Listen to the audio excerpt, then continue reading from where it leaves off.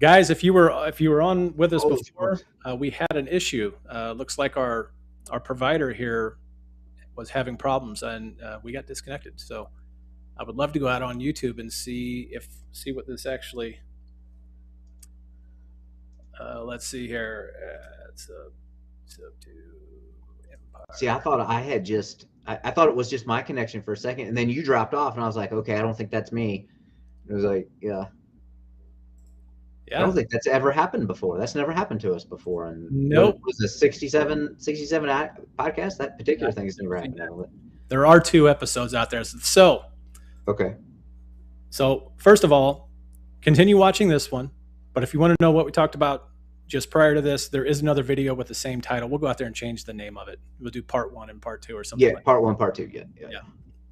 So anyway, let's kind of rehash. We talked a little bit about what happened down in Florida this a couple weeks ago. 30 properties taken subject to, defaulted on, payments were defaulted. Big mess. Probably I would imagine some legislation coming. Yes, Florida's not going to stand for that, are they?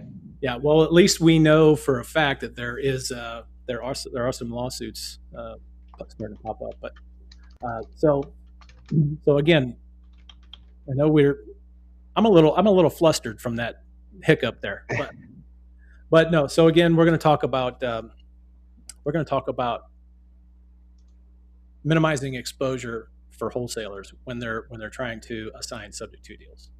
So I think I just want to knock this out right off the bat. The very first thing I want to say is, you and I have talked about novations in the past and about how they're kind of misrepresented. So let's talk about first of all what a novation is. We're not attorneys, but let's talk about what a novation is first, because I think there's a big misconception about it. A novation, and you can go out and look this up in any law book, any law library that you want. But an actual novation is where you're contracted with someone. This doesn't even have to be real estate, but you're contracted with someone. You want to, the goal with a novation is to remove yourself completely, entirely from that contract. And then you're going to go out and you have someone lined up potentially who is then going to take your place in that contract. The terms of that contract don't change. So the person that you are novating to, that individual now becomes the legal contract holder. So this applies in real estate. This applies in any contract. Yeah. Yep. Any contract. So what we'll tell you, and we're not going to get into the details of novations today, but if you are a wholesaler and you want to, quote, assign a subject to deal to an individual, and a novation is a valid way to do it. Because what you can do is you can actually sell your position in that contract for a fee, which would be your, quote, wholesale fee, even though that's probably not what it would be called at that point. But so what that does is it removes you from the contract, and now these two parties, and I'll apply this to real estate, your seller and your new buyer, they deal directly together.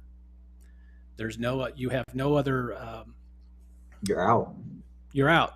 You're out. You've got your fee. You're done. It's nice and clean. Your new buyer and seller are in direct contact with one another. They can work things out. The cool thing about it is, if for some reason, unless you have this stipulated somewhere, if for some reason that deal falls apart, you've still gotten paid. So that's a Yep. kind of a nice thing about it, unless, like I say, unless it's stipulated somewhere else in the agreement. Yep. But so novations are definitely a viable way to dispo, as a wholesaler, dispo a subject to deal. Yep. And why do we recommend that? It's because of what you just said. You're removing yourself from the deal completely. That contract is now going to that third party buyer. It's replacing you. You're not assigning it. There's not an assignment. There's not this 3 paragraph assignment agreement. And then me as the end buyer never sees the actual contract, by the way, the purchase agreement, never sees it, which is typical in most cash wholesale deals, right? That none of that. There is a contract now. You're coming out, replacing with the end third party. You're done. Like you said, you can get your fee, you can get your novation fee, same thing. You can get your novation fee, and now you have no liability and obligation moving forward for that deal. And like Yeah. what you said is key. If it falls apart, you have no issue. Nobody can come back on you. All that was the contract, because it's a contract replacement. Even if it's only a name only, and all the other contract terms are exactly the same, and just a new party went in there, it's still an ovation. Yep. That is what you want to do here to protect yourself. Not and why do you want to go through all that much trouble? Because you need the sub two. You need more paperwork, more documents as it relates to subject to deal to protect yourself and the seller, and so that the seller understands what's happening. I think most wholesalers, we mentioned this before, like they may not, they understand sub two is great, but they don't understand all the mechanisms there and all the paperwork that's involved to protect both parties. So when you're coming in, right, you're the new end buyer, you say, okay, I've got my sub two package here. We're going to sit down and talk about this. Like, you already kind of know what that means, but here's how this protects you. This is protecting you. This is protecting me. Here are all the documents. And shameless plug, I'm going to put that back up on the screen. Yeah. And I mean, you touched on it there for a second, but by removing yourself, you remove yourself completely. A lot of wholesalers don't understand that when you assign a contract on a subject to deal, you're not covered. You're still in the mix. Number Yes. one, you are still, as the original holder of that purchase agreement, Yep. you are still Liable. subject to you're still liable for Yep. closing that deal. Yep. Right? Because you, Regardless if right, you're not a buyer. Right. right, you have the purchase agreement, not the end, not the end person, right? So there's that aspect of it. And then also, by not completely removing yourself from that deal through that novation, you are now exposed to any I don't know, shenanigans, I guess I want to say, that goes on between your buyer that you assign to and the seller. Somehow you know now you've got three parties involved when you don't really need to do that. Um, but if you, I guess I don't even know how to segue into this, because there are going to be the majority of wholesalers are still going to assign these deals. Yep. Just because that's what they're used to. That's what their paperwork is. They don't know any different, right? And so man, I kind of don't even want to give this advice, but let's just say that if you don't know better, if you don't know anything, if you don't know any better, let's talk about ways that you can actually assign a subject to deal and minimize risk. You're not going to get rid of it. It's not like a novation where you're going to eliminate or virtually eliminate all of that risk. Um, but you have at least some kind of some a little bit of a footing. Um, Man, it's so hard to talk about because it's just so dangerous. So, first of all, I know we talk about. Let's just pretend for a second that we don't know what a novation is. We want to assign a subject to deal. I Okay. will tell you what. There was something that we don't do it very often anymore, um, but we used to have this equitable interest addendum that we kind of. Oh, how do I even say it? The equitable interest addendum was something that was signed by the seller that we would turn into the title company. Like I said, I haven't done this in years. Um, and essentially, what you did was you had the seller sign this equitable interest addendum for a certain amount of money, right? Whatever you wanted to be paid, whatever your quote fee was, that went to the title company for the closing. You then would bring your buyer in, and you just there's no purchase agreement or anything between the wholesaler and the seller. The purchase agreement is between your new buyer and the seller. But you have this signed equity addendum that you have for this deal at the title company. So you're still going to get paid. It's just kind of a less solid way of novating a deal, because you're never signing that purchase agreement with the seller. You're bringing a buyer who is assigning that. I'll get this right one day. Who is signing that agreement with the seller? Yes. Okay, so Yes. they're working together. You are just saying, hey, I have an equitable interest in this, Mr. or Mrs. Seller. Will you sign off on this? Send it to the title company, and when that closes, that's when you get paid. Yep. Yeah, that's a poor man's novation. You're It's a right. poor man's novation, is what it Yes. is. But Yep. that's what we used to do. That's what we did. There's some inherent problems with that, in that you can be easily cut out of that deal. Where a novation is different is it has to be it is the paper trail. The equitable interest can be fought, and many times you're going to lose. Some title companies actually, in fact, ignored it entirely, simply through the demands or word from the seller. We've had that happen to us before. But so now we've talked about the novations, we've talked about the equitable interest addendum. Now let's talk about the true assignment, the most risky thing you can do with a subject to deal. This is where it gets a little bit hairy, because it's not as cut and dry, I think, as well, it's obviously not as cut and dry as a cash deal. I think as a wholesaler, I think what you need to realize is that, because a lot of wholesalers are guarded. They don't want, for some reason, they don't want to share their buyer information with the seller information. Some of them just flat out, you see the commercials on TV, or you get advertisements. We buy houses with cash. Those are all wholesalers. Yeah. Right. So they don't want to expose. They kind of want to keep those buyers in their pocket, and they don't necessarily want to. They don't want to bring the seller and this new buyer together. But if you're going to wholesale a subject to deal, I will tell you. In fact, if I buy a subject to deal, which I have from a wholesaler, I demand to speak to the seller. I am not. The wholesaler is not an agent. They're not representing anyone. You have to deal directly with the seller, period. Yep. You can sign whatever you need to sign with the wholesaler, but as a buyer, I have to talk to the seller, period. Yep. I can't do the deal. That's all there is to it. So, yep. Full stop. Yep. And then I would say, man, I'm taking up. You got anything you want to? No. You keep rolling, brother. Okay. And then I would say, now you've got the buyer and the seller together. They're talking.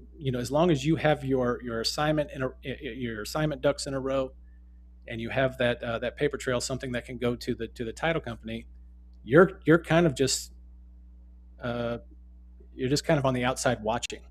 They're gonna figure this out, and the reason that you're not getting involved with that transaction anymore is because there has to be a relationship built between the buyer and the seller.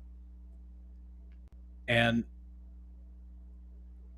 while it's still your duty to make sure you're bringing in a quality buyer, maybe that's something we should talk about vetting your buyers. If you're a wholesaler and vetting buyers on subject to deals, it's 10 times more important to vet that buyer on a subject to deal. And I'm telling you right now, bank statements don't count. Like, bank statements have zero relevance. This is more about the relationships and a track record.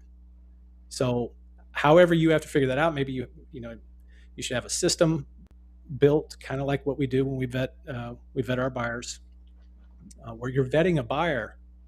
You can provide that information to the seller, but it's better just for them to come together and allow the seller, give the seller the latitude to be able to make that decision on whether or not they trust this buyer. Because remember, you're not licensed. Most wholesalers are not licensed. You cannot represent either party. You can only represent yourself. Yep. So I guess that's one part of it. Go ahead. Yeah, can I just interject? And I want to make sure that we hit this point home that you mentioned before.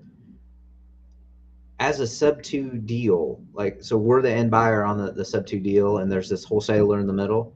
We have to talk to the seller because we need our subject to paperwork in there, and we want to make sure you cannot just assume the wholesaler has explained all the nuances of the subject to deal properly to the seller, and that they fully understand what's going to happen here. Right. Good In point. other words, they're still going to be liable for the loan in case of default, right? Brings us back to the whole beginning of the situation, right? That episode. So that's why that's not negotiable. We have to get in there and say, oh, by the way, I know you signed this purchase agreement with the buyer over here, but here are all these other documents because this is a subject to deal that we need to do to protect you and to protect me. That's it. And I want that to be very clear. And most wholesalers, you're right, say, well, you can't talk to my seller. You're going to cut me out of the deal. That's not what this is about. As a wholesaler, don't you want your experienced subject to buyer to come in there and do it properly? Because if it's not done properly, going back to this whole mess that we talked about in Florida, it's your ass that's on the line. Yep. As the wholesaler, never forget that your name's on the purchase agreement, not mine, right? Let's not forget that.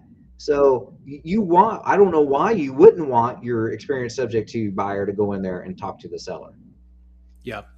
Yeah. I guess the kind of to summarize all of that, um, you said it correctly. That's something I missed for sure. Is you want an experienced buyer. If you're going to assign a subject to deal, you want an experienced subject to buyer, Yep. right? You Yep. don't want. I mean, and you had the package up here before.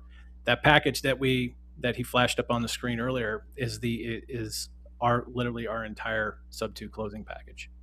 So this is what we send to the title company whenever we're going to close on a subject to deal, no matter what the source, whether we're buying it directly or if we're buying it off of a wholesaler. So this must be completed.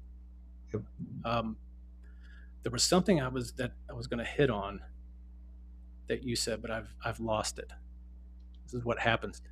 This is what happens when you come off of a week vacation and comp. It was all such gold. I don't know how you could focus on just one thing that you got me on, but Um, all that's good. So we pretty much hammered that home too, right? And again, just to reiterate, because little technical difficulties, but back in part one, what we just want to reiterate that a subject to deal has a large financial impact on the borrowers on that subject to loan, and we don't screw around with that. When we say we're going to pay, we're going to pay. Now, of course, there could be a giant financial disaster in your what. I mean, there's all kinds of things. But when we say we're going to pay, we're going to pay. That's the responsibility we're taking, right? And so that is a key factor here as to why, as a wholesaler, right, you don't want to be in the middle of that if it goes bad from an assignment standpoint that we've been talking about. Like you don't want to be in the middle of it when it goes bad. yeah, So, yeah, very very dangerous. And I've been guilty of it myself. In fact, I've probably within the past, I don't know, couple of years. Um, I can't. No particular deal comes to mind right now, but I would say very recent, within the last couple of years, I've done the same thing. But the difference between I think what a lot of wholesalers are doing, they're just looking at it as the same process as like a cash deal. Whereas if I am going to assign a subject to deal, I make sure I'm in. I make sure my buyer gets adequately protected. I'm going to make sure my seller, without representing them, I just want to inform them. I'm not trying to represent them, but I think the just like I said, it's a total relationship aspect. It's a total relationship business especially when it comes to subject to. I mean, it is a very large commitment from all parties, and so um, if we want to prevent things like what has happened down there in Florida, then I don't know. You can take it from someone else. You can take it from a couple of folks that has done a lot of these deals. So yeah. that's not an if or statement. That's just saying you know, we know what we're talking about with this, and you just don't want to expose yourself like that. Yep. So Yeah, and can we just do a logistical thing too? It's also in our episode notes for today, and I want to, and we've mentioned this, and you specifically, like this is one of your, uh, you booze. know, one of your big things when doing subject to deals is have a third party loan servicer that is going to make the payments on everyone's behalf, right? Never let your end person come in, your end buyer come in here and just make payments directly to the bank and all that stuff. All these red flags go up. Have a loan servicing, right? I mean, you can auto pay and stuff now too. That's fine, but if you have a loan servicing person in the middle there, especially because we seller finance, we seller finance on contract for deed, which you can loan service. We seller finance on wrap mortgage, which you can loan service. Either one of those you can provide this third party here that protects everybody and make sure they get paid. And if something goes wrong with that, like immediately, right? There's this process in place that you have there. So loan servicing is always a requirement, right? For the most part, when we do the deals. So Yeah, yeah. You know, I was going to throw in here some a few words about trusts and how a trust can actually. There's so many aspects to trust. And this is why I love them so much. But putting a property into a trust can have, depending on your agreement, your trust agreement, can have a default fallback situation. It can or stipulations. Whereas if someone were to default on payments, and if they defaulted even on one payment, you could have that stipulated in that trust agreement. The beneficial ownership of whoever owns that, or whoever owns that beneficial ownership, can automatically go back to the seller. That's a bad enough situation. Now you're putting the responsibility of that property back onto the seller, but at the very least, there is a fallback where you don't have to go through all of this legal rigmarole, right? yeah, Um, so it just depends. It depends on how you want to. But I'm not going to get into trust because we can literally spend the rest of the entire day talking about trust. we do love trust. We do love us some trust, don't we? We do. But yeah, that is one thing that can be done. That I wish I'd learned earlier. I did have to give a property back to someone one time, and um, it was due to I had a I had kind of I had a very good reason to give it back to her. She essentially she lied to me on all of our paperwork that um, that we had completed and all the disclosures and everything. She essentially lied to me. Um, it was a tenant occupied property. She said the tenants were current and they were paying. Turns out they hadn't paid in almost 2 years. Oh, good. They had no intention on paying, and so Yes. I first offered the property back to her. I will deed the property back over to you. She said she didn't want to have anything to do with it, and so I said I prepared myself for the worst, of course. I said, well, this is now my property. And I told her, I was very blunt with her. I'm not going to be making payments on this because the property's not producing. You lied to me going into this deal, um, and this whole deal was predicated on lies on your part. So either you can take the property back or the payments can stop being made on it. And so ultimately, that's what ended up happening. And I actually drove by that property probably a year and a half ago, and it's not good. Not good.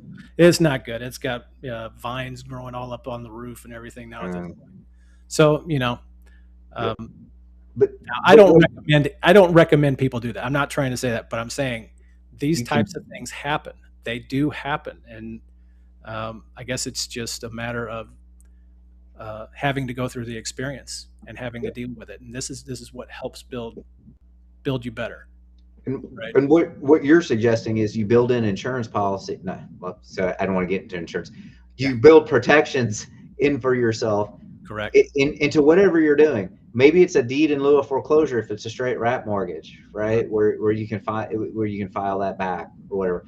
But in the case of a trust, you can build it into the trust, so you can actually put your deed in lieu of foreclosure inside the trust and exchange the beneficial ownership of the trust back, and then the control of the trust just reverts back to what you just mentioned, just reverts back to the people. You That's can build it in lots of different ways to protect yourself. Just yep. a matter of how you have it structured. Will you have it, there's lots of different ways to get to the same outcome. And sometimes it requires standalone paperwork. Sometimes you can embed it in other entities like trust. That's why we love the trust so much, because I'm not sure, I don't think I've come across anything that I haven't figured out how to embed inside the trust yet. Yeah. Yeah. Yeah. Anything you can do in almost anything you can do in the eyes of the government, you can do privately inside of a Yep. trust. That's so. Yep. Just think of, if you're listening to this, just think of virtually any transaction that you can think of that deals with real estate, you can do privately almost all the time. So, by the way, again, disclosure, we're not attorneys. We highly advise that you guys go out and you can even show them this video if for any reason they have some other opinion about it, then they're probably right, because we're not attorneys. Well, shit. Can I just say something about I already know what you're going to say. attorneys for a second? Attorneys all have an opinion, and none of them are right most of the time. So it's okay to push back on attorneys. I pushed back on the title company underwriting attorneys not so long ago about trust, and I challenged them to tell me what statute exists in Missouri that says we can't have a land trust, right? And they didn't give me one. He just gave me an opinion about a couple of statutes tangentially that might not be congruent with the concept of a land trust. But there's no statute that prevents that. So well, the issue is you got to push back a little bit sometimes. The issue is we're calling them land trusts. That's one of the major issues. Yeah, just call it your revocable trust, and then when you put a piece of real estate in there, by definition, it's a land trust. Yeah. So yes, so sometimes it's semantics that you need to do, and once you become good at that, right? That's why you partner with us. Last shameless plug of part 2. Episode part 2 is partner with us. This is what we do, and we like to. We talk about the deals. Like yesterday on the coaching call, we were talking about the deals and how to set this up, and we're taking a subject to deal in a trust now. One of our students is closing. It might be right now. So we could be closing right this second on a trust, and he was asking some questions this morning about making sure the trust was structured right, and that's what we do. Yep. Man, once again, my mouth is dry. I feel drained. I'm exhausted. Getting in front of this camera is like another workout for me. It's a mental. It's very, very tough to do. I used to do this on my own. I did it for, I don't know, better part of a year, I guess, maybe a little bit longer. And it is one of the toughest things I think that I've had to force myself to do. Like I can force myself to go to the gym. I can force myself to, put down that last donut, but getting in front of a camera and talking into a void is a little bit of a challenge for me. So anyway, guys, hope you enjoyed that.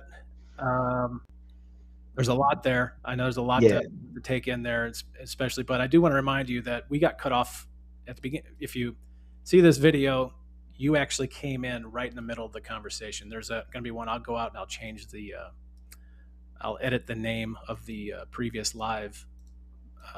Now name it part 1. And what's this wholesaling? What's the name of this one again? Wholesaling subject to the right way. Yeah. There'll be a part 1 and a part 2. So if you get done watching this, go check that one out. If you didn't have a chance to sit through the whole thing. So. Yeah, we apologize for the technical difficulty, but it happens. Skynet's revenge. What can we tell you? Shouldn't we get some money back for that? Should we ask for a little bit of a partial refund on it? We should have a year free, I think. There you go, Mr. Extreme. All right, man. So guys, take care. We'll see you next week. Have a good week. You got any parting words, Ken? Nope. Just have a great weekend, and we'll be back at it next week, next Friday. See you guys.